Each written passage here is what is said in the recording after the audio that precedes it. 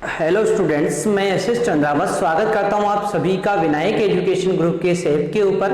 प्यारे विद्यार्थियों, आपके सामने फिर से लेकर हाजिर हो चुका हूं 12th क्लास केमिस्ट्री। और 12th क्लास केमिस्ट्री के अंदर अपन चर्चा कर रहे हैं लेसन 4th रासायनिक बलगतिकी केमिकल काइनेटिक्स से संबंधित। प्यारे विद्यार्थियों, केमिकल काइनेटिक्स की अपन बात करें तो देखो ध्यान से इस चीज को आप लोग समझने का प्रयास करेंगे। अपन पिछले वीडियो के अंदर पढ़ चुके हैं कि रासायनिक अभिक्रिया का जो वेग होता है उसको प्रभावित करने वाले कारक कौन कौन से होते हैं। इन कारकों के अंदर मैं आपसे चर्चा कर चुका हूं 3 कारक: अभिकारक की सांद्रता, तंत्र का ताप और अभिकारकों एवं उत्पादों की प्रकृति के बारे में। इसके अलावा और जो कारक बचे हैं अभिक्रिया के वेग को प्रभावित करने वाले, उन कारकों के बारे में अपन आज चर्चा करने वाले हैं। और उनमें से 3 कारक मैं आपको यहां पर लेकर आया हूं: उत्प्रेरक का प्रभाव, सतही क्षेत्रफल और विकिरण द्वारा उद्भासन। ये 3 पॉइंट जो है मैं यहां पर लेकर आया हूं जो अभिक्रिया के वेग को प्रभावित करते हैं। अब ध्यान से आप लोग उसको देखें और साथ के साथ नोट भी कर लें। देखिए, बात करें सबसे पहले उत्प्रेरक के प्रभाव के बारे में, तो अनेक अभिक्रियाएं जो होती है वो निश्चित उत्प्रेरक की उपस्थिति में अपेक्षाकृत तीव्र वेग से संपन्न होती है। आपको पता है कि बहुत सारी अभिक्रियाएं ऐसी है जो उत्प्रेरक की उपस्थिति में संपन्न होती है और एक निश्चित उत्प्रेरक की उपस्थिति में वो बहुत ही तीव्र वेग से, तेज वेग से संपन्न होती है। क्योंकि उत्प्रेरक की उपस्थिति में अभिकारकों की सक्रियण ऊर्जा कम हो जाती है। ऐसा क्यों हुआ भाई? जैसे मैं बात करूं आप लोगों से कि किसी भी उत्प्रेरक की उपस्थिति में अभिक्रिया का वेग बढ़ जाता है, वो तीव्र गति से होती है। ऐसा क्यों होता है? कारण पूछा जाए कि ऐसा क्यों होता है तो आप लोग क्या बताओगे? क्योंकि उत्प्रेरक की उपस्थिति में अभिकारकों की सक्रियण ऊर्जा का मान कम हो जाता है। सक्रियण ऊर्जा का मान कम होने का मतलब क्या होता है? तो इसका मतलब होता है कि अभिकारक के अणु कम ऊर्जा मिलने पर ही सक्रिय हो जाएंगे और आसानी से क्रिया करके उत्पाद का निर्माण कर लेंगे। ठीक है ना? तो इसी कारण अभिक्रिया का वेग क्या हो जाएगा? बढ़ जाता है। ठीक है ना? तो आप लोगों को यह बात यहां पर ध्यान रखनी होगी। कौन सी बात ध्यान रखनी होगी भाई? कि उत्प्रेरक की उपस्थिति में अभिक्रिया का वेग जो होता है वो बढ़ जाता है। कारण पूछा जाए क्यों बढ़ जाता है तो मैंने आपको बताया है क्योंकि उत्प्रेरक जो होता है ना, ये उत्प्रेरक किसी भी अभिक्रिया के अंदर अभिकारकों की सक्रियण ऊर्जा को कम कर देता है। और जब सक्रियण ऊर्जा कम होगी तो उस कंडीशन में अभिकारक के अणु कम ऊर्जा मिलने पर ही सक्रिय हो जाएंगे और आसानी से क्रिया कर लेंगे और इससे अभिक्रिया का वेग क्या हो जाएगा? बढ़ जाएगा। उदाहरण के रूप में बात करें तो देखो, सामान्य परिस्थितियों में एस्टर का जो जल अपघटन होता है वो धीमी गति से होता है। सामान्य परिस्थितियों में एस्टर का जल अपघटन क्या होता है? धीमी गति से होता है। परंतु यहां पर उत्प्रेरक के रूप में तनु अम्ल को काम में लिया जाए, यानी उत्प्रेरक के रूप में यहां पर तनु अम्ल मिला दिया जाए तो ये एस्टर के अपघटन की जो अभिक्रिया है जिसमें एस्टर का जल अपघटन कराने पर एसिटिक अम्ल CH3COOH और एथिल अल्कोहल C2H5OH का निर्माण यहां पर होता है। तो ये जो अभिक्रिया होती है एस्टर का जल अपघटन, इस अभिक्रिया के अंदर यदि ये सामान्य परिस्थितियों में हो, उत्प्रेरक की अनुपस्थिति में हो, तो ये बहुत धीमी गति से होती है। परंतु थोड़ी बहुत मात्रा में अम्ल उत्प्रेरक के रूप में तनु अम्ल यहां पर मिला दिया जाए तो ये अभिक्रिया बहुत ही शीघ्रता से, बहुत ही तीव्र वेग से संपन्न हो जाती है। ठीक है? तो इस प्रकार से उत्प्रेरक जो होता है वो किसी भी अभिक्रिया के वेग को प्रभावित करने का कार्य करेगा, अभिक्रिया के वेग को बढ़ाने का कार्य यहां पर करेगा। तो ये बात आपको बिल्कुल यहां पर समझ में आ गई होगी। अब बात करेंगे अपन अगला कारक, तो वो होता है सतही क्षेत्रफल। सुनो ध्यान से, अभिकारक का सतही क्षेत्रफल जितना अधिक होता है उस अभिक्रिया का वेग भी उतना अधिक होता है। भाई किसी भी अभिकारक, कोई भी क्रियाकारक जो है उस अभिक्रिया के अंदर क्रियाकारक का सतही क्षेत्रफल जितना ज्यादा होता है ना, वहां पर अभिक्रिया का वेग भी उतना ही क्या होगा? अधिक होगा। इस बात का आप लोग ध्यान रखेंगे। तो सतही क्षेत्रफल भी अभिक्रिया के वेग को प्रभावित करता है। इसके अलावा कौन सा कारक है सर? तो ध्यान से देखिए भाई, इसके अलावा कारक होता है विकिरण द्वारा उद्भासन। तो देखो क्या होती है चीज, वर्ड तो कुछ अजीब सा लग रहा है, बिल्कुल है ना, बिल्कुल शुद्ध हिंदी वर्ड। तो विकिरण द्वारा उद्भासन, इसका मतलब क्या होता है? तो देखो, कुछ अभिक्रियाओं के वेग को विकिरणों की उपस्थिति बढ़ा देती है। कभी कभी आपने देखा होगा कि अभिक्रियाओं के अंदर यदि सूर्य का प्रकाश आ जाए या विकिरणें आ जाए, अल्ट्रावायलेट विकिरणें आ जाए, कोई सी भी प्रकार की विकिरणें आ जाती है तो वो अभिक्रिया के वेग को बढ़ा देती है ना। ऐसा क्यों होता है, इसके बारे में चर्चा करें। क्योंकि उच्च ऊर्जा के दृश्य व पराबैंगनी प्रकाश के फोटोन अभिकारकों के रासायनिक बंधों को तीव्रता से वियोजित कर देते हैं, जिससे अभिक्रिया का वेग बढ़ जाता है। तो मैंने आपको बताया है कि किसी भी अभिक्रिया के अंदर ये जो विकिरणें होती है, ये विकिरणें अभिक्रिया के वेग को बढ़ा देती है। क्यों बढ़ा देती है? कारण ध्यान रखना आप लोग कि उच्च ऊर्जा वाले जो दृश्य एवं पराबैंगनी प्रकाश जो होता है उसमें पाए जाते हैं फोटोन, और ये फोटोन अभिकारकों के रासायनिक बंधों को आसानी से वियोजित कर देते हैं। जब ये आसानी से बंधों को तोड़ देंगे, तो मैंने आपको बताया था कि कोई भी अभिक्रिया के अंदर जितने आसानी से बंध टूटेंगे, जितने आसानी से नए बंध बनेंगे, उस अभिक्रिया का वेग उतना ही अधिक होगा, और इसीलिए यहाँ पर अभिक्रिया का वेग क्या हो जाता है? बढ़ जाता है। जैसे H2 व Cl2 की अभिक्रिया, हाइड्रोजन व क्लोरीन गैस की जो अभिक्रिया होती है, यदि ये अंधेरे में संपन्न हो, कम प्रकाश में संपन्न हो, तो ये मंद गति से HCl का निर्माण करती है। परंतु यदि यही अभिक्रिया सूर्य के प्रकाश की उपस्थिति में संपन्न हो, तो बहुत तीव्र वेग से यानी विस्फोट के साथ ही अभिक्रिया संपन्न होती है। तो इस प्रकार से मैंने यहाँ पर आपके सामने चर्चा कर ली है। किस बात के बारे में? मैंने चर्चा कर ली है यहाँ पर कि अभिक्रिया के वेग को प्रभावित करने वाले जो कारक हैं वो 3 और कारक हैं, जिनमें आते हैं आपके उत्प्रेरक का प्रभाव, सतही क्षेत्रफल और विकिरण द्वारा उद्भासन। ये भी अभिक्रिया के वेग को प्रभावित करते हैं। तो यहाँ तक की बात आपको बिल्कुल समझ में आ गई होगी, और इसी के साथ अपन अभिक्रिया के वेग को प्रभावित करने वाला टॉपिक यहीं पर समाप्त हो जाता है। ठीक है, तो ये था अभिक्रिया के वेग को प्रभावित करने वाला टॉपिक। अब अपन बात करेंगे यहाँ पर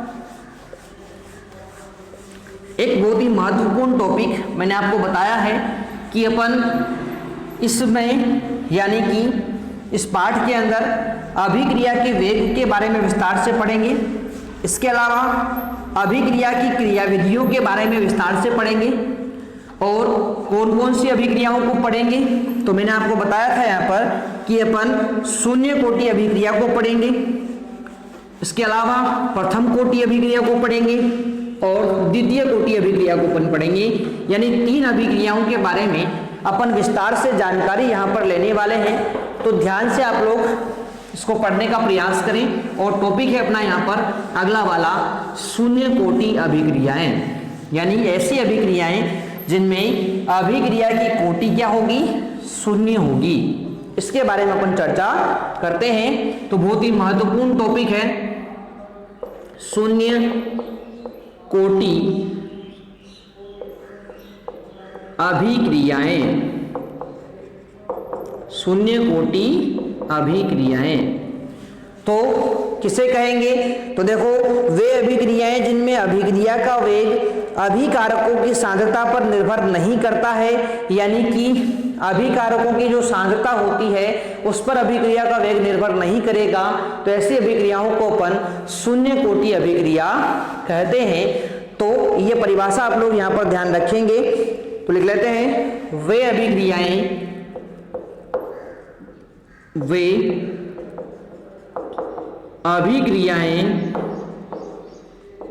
जिनमें अभिक्रिया का वेग,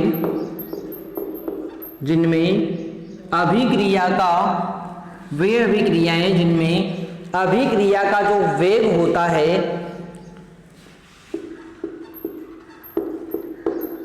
अभिक्रिया का वेग अभिकारकों की सांद्रता पर निर्भर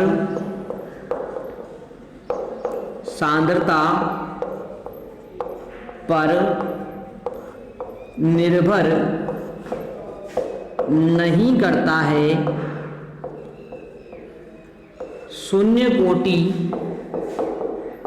शून्य कोटि अभिक्रियाएं कहलाती है। शून्य कोटि अभिक्रियाएं कहलाती है, अर्थात इनमें अभिक्रिया का वेग अभिकारकों की सांद्रता के शून्य घात के समानुपाती होता है। अर्थात इनमें अभिक्रिया का वेग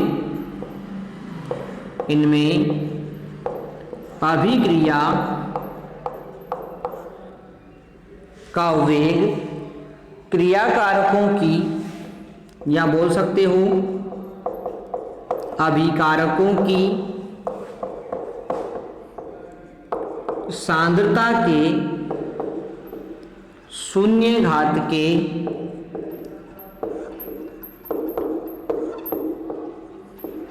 समानुपाती होता है। समानुपाती होता है। तो ये तो एक परिभाषा हो गई है जो आपको समझ में आनी चाहिए कि वे अभिक्रियाएं जिनमें अभिक्रिया का वेग अभिकारकों की सांद्रता पर निर्भर नहीं करता है, यानी उन्हें अपन शून्य कोटि अभिक्रियाएं कहेंगे, अर्थात इनमें अभिक्रिया का जो वेग होगा वो अभिकारकों की सांद्रता के शून्य घात के समानुपाती होगा। ठीक है, इस बात को आप लोग यहाँ पर ध्यान रखेंगे। आगे बात करें तो देखो, एक शून्य कोटि अभिक्रिया, एक शून्य कोटि अभिक्रिया को निम्न प्रकार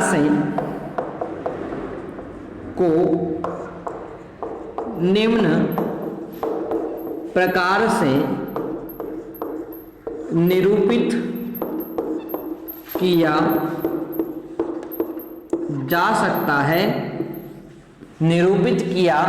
जा सकता है। जैसे ए कोई क्रियाकारक है, ये क्रिया करके उत्पाद का निर्माण कर रहा है, तो इस अभिक्रिया के लिए अभिक्रिया का जो वेग होगा वो क्या हो जाएगा, माइनस dA/dt के बराबर हो जाएगा। इसी प्रकार से निकालते हैं अपन, माइनस dA/dt के बराबर हो जाएगा। या फिर आप लोग ऐसे भी बोल सकते हो कि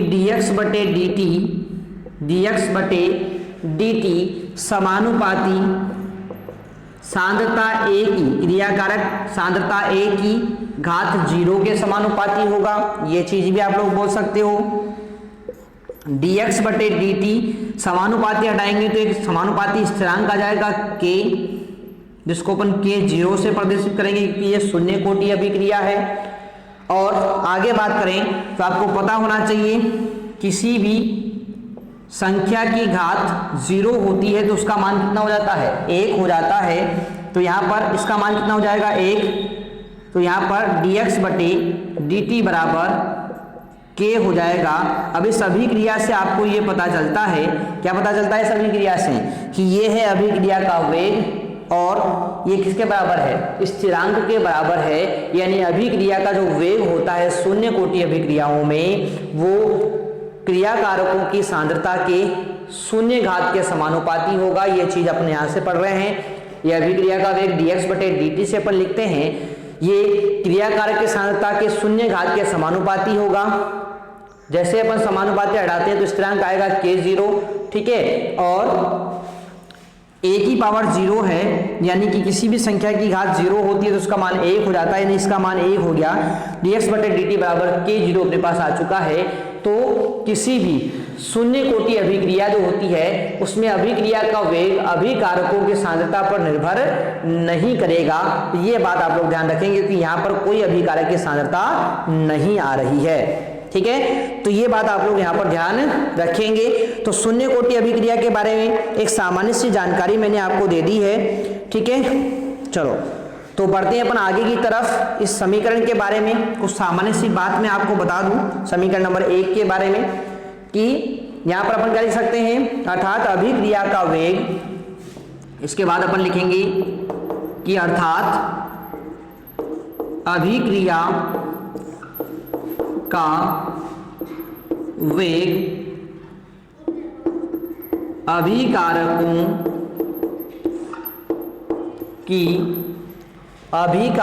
की सांद्रता पर निर्भर नहीं करता है। अभिकारकों की सांद्रता पर निर्भर नहीं करता है, अर्थात स्थिर होता है ना, लिख सकते हो स्थिर होता है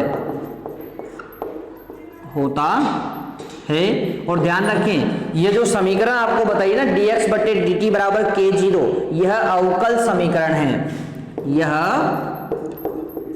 अवकल समीकरण है। इस बात का आप लोग यहाँ पर ध्यान रखेंगे कि ये क्या है, ये अवकल समीकरण है, ठीक है ना।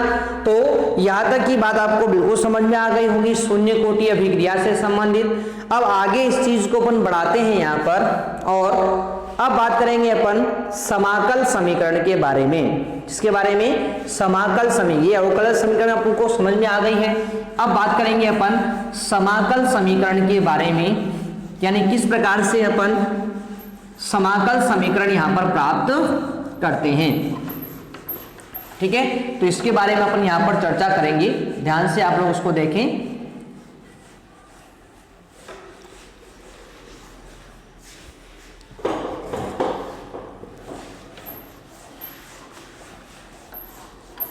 साथ के साथ आप लोग उसको नोट भी करते रहेंगे भाई।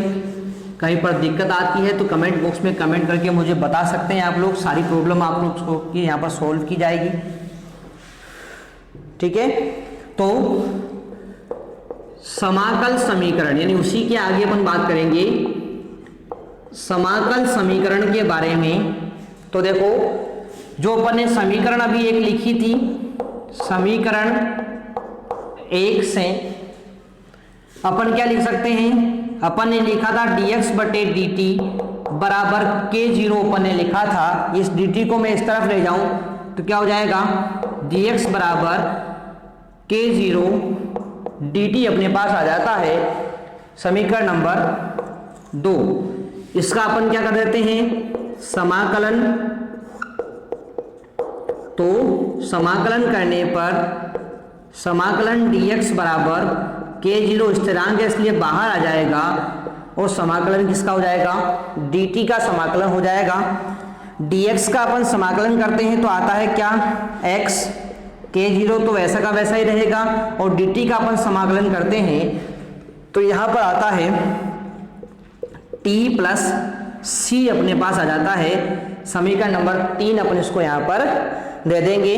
ध्यान रखेंगे यहां c जो है वो समाकल स्थिरांक है, c क्या है, समाकल स्थिरांक है, क्योंकि समाकलन के कारण आया है इसलिए इसे समाकल स्थिरांक कहते हैं। और यदि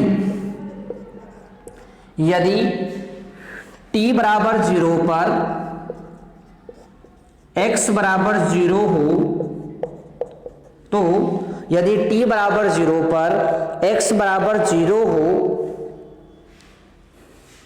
तो आपको पता है, देखो t बराबर 0 कर दिया, x बराबर 0 कर दिया तो c बराबर भी क्या हो जाएगा, 0 हो जाएगा। अतः c बराबर 0 यहां पर हो जाता है। और यदि c 0 है तो उस कंडीशन में अपन क्या बोल सकते हैं कि x बराबर k0t, ठीक है। c का मान यहां पर 0 अपन ने रख दिया तो उस कंडीशन में x बराबर k0t अपने पास हो जाएगा, यानी कि k0 बराबर आ जाएगा x बटे t। ये समीकरण नंबर 4 अपने पास आ चुकी है। k0 बराबर x बटे t समीकरण नंबर 4 आ चुकी है और यह शून्य कोटि अभिक्रिया की समाकलित वेग समीकरण है। यह शून्य कोटि अभिक्रिया की समाकलित वेग समीकरण है। तो इस प्रकार से देखो मैंने आपको बताया है कि ये जो समीकरण है ये शून्य कोटि अभिक्रिया की अवकलित वेग समीकरण है, अवकलन समीकरण है। और ये जो आपको यहाँ पर बताई गई है k0 बराबर x/t, ये शून्य कोटि अभिक्रिया की समाकलित वेग समीकरण है। तो इस प्रकार से शून्य कोटि अभिक्रिया और उसकी दोनों समीकरणें आप लोगों को ध्यान रखनी है। डायरेक्ट एक नंबर में पूछा जाएगा आप लोगों से कि शून्य कोटि अभिक्रिया की अवकलित समीकरण कौन सी होती है और शून्य कोटि अभिक्रिया की समाकलित समीकरण कौन सी होती है। ठीक है, तो ये थी अपनी शून्य कोटि अभिक्रिया के बारे में सामान्य से जानकारी। आशा करता हूं आप सभी को ये बात बिल्कुल समझ में आई होगी। ठीक है, तो ये था अपना आज का सेशन। मिलते हैं नेक्स्ट सेशन में, तब तक के लिए टेक केयर, बाय।